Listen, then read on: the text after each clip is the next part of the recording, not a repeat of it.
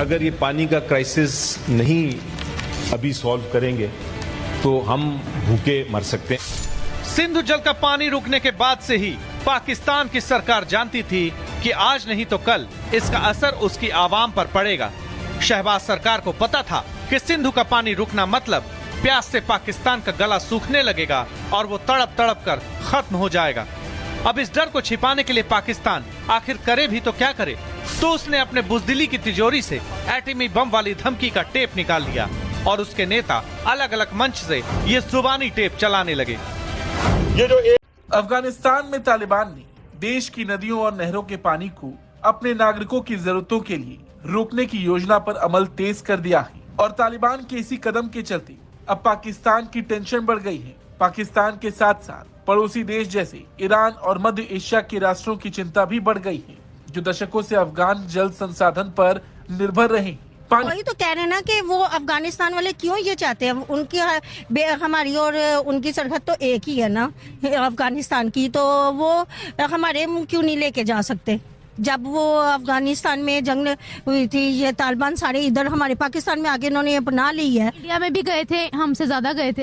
हाँ तो यही है ना, तो हमारे मुल्क जो है ना वो किस हद तक बढ़ा हुआ है, तो ये चीज़ें हैं जो रियलाइज़ करने की ज़रूरत है। आप बहुत सारे जो है ना वो आपके इलाके हैं जहाँ पे ये जो है ना वो बताया जा रहा है कि जहाँ पे पानी की इस हद तक कमी हो जाएगी कि आप ज़मीन से भी जो है ना वो वाटर जो है ना वो नहीं ले सकें। अफगानिस्तान से बहुत ज़्यादा पानी जा रहा है पाकिस्तान, और अब अफगानिस्तान की गवर्नमेंट अफगानिस्तान में डैम्स बनाएंगे और वो डैम्स की फाइनेंशियली और टेक्निकली हेल्प मिलेगा भारत बाई की तरफ से। बाई हमारा हेल्प करेगा और यहां पर अफगानिस्तान में डैम्स बनाएंगे। पानी नहीं जाना चाहिए पाकिस्तान को, और ना पाकिस्तान भूखा प्यासा मरना चाहिए, यही हम चाहते हैं। अब सबको पता है कि अफगानिस्तान 130 एटॉमिक हमारे पास वेपन है, वो हमने सिर्फ मॉडल बनाने के लिए नहीं रखे हुए। पाकिस्तान आज एक एटमी कुव्वत है, पाकिस्तान के पास एटम बम है। लेकिन सच कभी न कभी तो खुलकर सामने आता ही है। सिंधु का पानी रुकने से पाकिस्तान की सच्चाई अब सामने आने लगी है, और ये सच सामने वाले सांसद हैं Syed Ali Zafar. Hello friends, welcome the Hindustan news. Bharat के बाद से अफगानिस्तान ने पाकिस्तान को झटका दिया है। जी हां, भारत ने पानी बंद कर दिया है पाकिस्तान का। उसके बाद से अब अफगानिस्तान ने भी पाकिस्तान का पानी बंद करने के लिए डैम बनाना शुरू कर दिया है। जी हां, भारत ने इसके लिए मदद की मांग की थी और भारत ने मदद करना चालू भी कर दिया है। जी हां, अफगानिस्तान ने रिक्वेस्ट किया था भारत से कि भारत को जो पाकिस्तान की तरफ नदी जाती है अफगानिस्तान से, उस पर डैम बनाया जाए, और भारत ने इसे स्वीकार करते हुए उस पर डैम बनाना चालू भी कर दिया है। और इसी के बदौलत पाकिस्तानी अब चिल्ला रहे हैं कि पहले भारत ने, अब अफगानिस्तान ने, दोनों तरफ से पाकिस्तान को झटके दिए जा रहे हैं। तो सोचने वाली बात यह है कि क्या पाकिस्तान वाकई में अब समझदार हो चुका है कि अगर उसके एक के बाद एक झटके लग रहे हैं, खासकर पानी के ऊपर, और पाकिस्तान की संसद में चर्चा भी किया जा रहा है अगर ये दोनों नदियों का पानी अगर पाकिस्तान को नहीं मिला तो पाकिस्तान तकरीबन 90% की मर जाएगा, और पाकिस्तान की जो खेती है, खेती बाड़ी है, वो पूरी तरह से तबाह हो जाएगा। जिन्होंने बता दिया है कि पानी रुकने से पाकिस्तान त्रासदी के मुहाने पर पहुंच गया है। हम अगर ये पानी का क्राइसिस नहीं अभी सॉल्व करेंगे तो हम भूखे मर सकते हैं। उसकी वजह यह है कि इंडस बेसिन जो है वो ही हमारा लाइफलाइन है।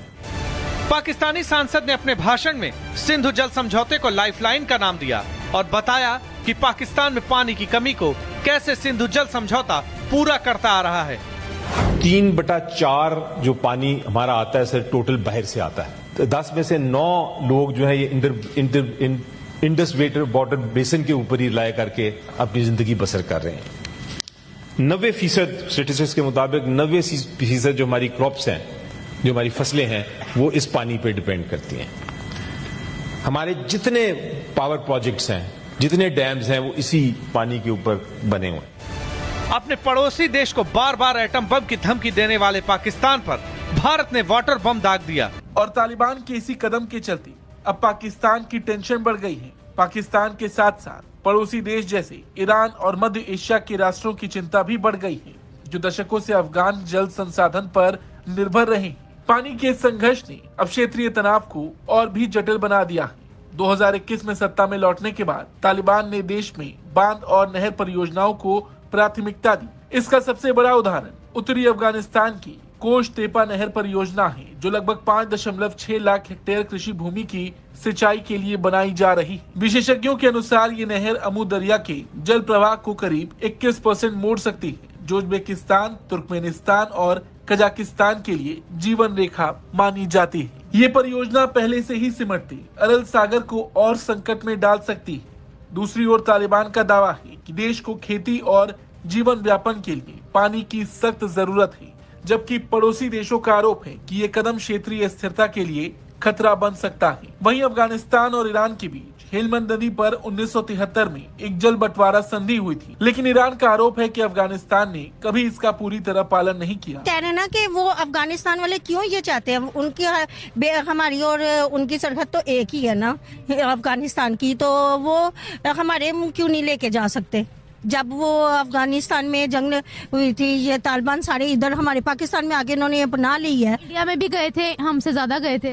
हाँ, तो यही है ना, तो हमारे मुल्क में होना चाहिए, हमारे उन्हें पाकिस्तान को लेने चाहिए। कहते इंडिया जो पाकिस्तान से ज्यादा बेहतर है इकोनॉमी में भी और बाकी सब चीजों में भी, उसकी फील्ड्स ज्यादा वाइड हैं बाकी पाकिस्तान की बनिस्बत, इसलिए maybe they are good for Pakistan. They are good for भी फरीजा तो कॉमन सेंस तो यही कहती है कि वो हमारे मुसलमान भाई हैं, अगर हमारे पास 2 रोटी है तो हम एक खा लें, एक उसको दें।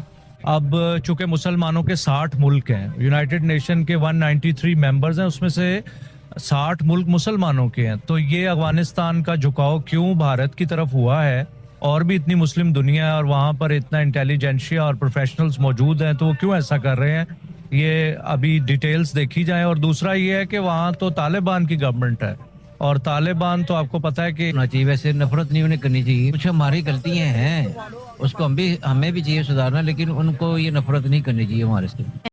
तो एक तरह से भारत के बाद से पाकिस्तान, अफगानिस्तान ने भी पाकिस्तान को झटका एक के बाद एक दे रहा है। और आपको बता दूं कि भारत से मिलकर अफगानिस्तान को बहुत कुछ दिया है। भारत ने हमेशा से कुछ अपने लिए, जब भी अपने बजट अनाउंस करता है, 200-400 करोड़ आराम से देता है अफगानिस्तान को।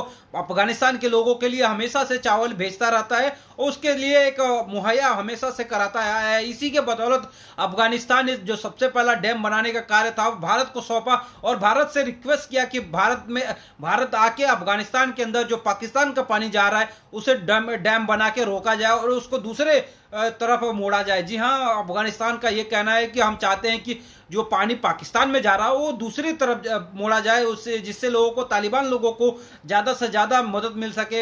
आपको भी पता है कि अफगानिस्तान में इस टाइम पे तालिबान की सरकार है और वो हर जोड़ प्रयास कर रही है कि ज़्यादा से ज़्यादा सहूलियत लोगों को मिल सके।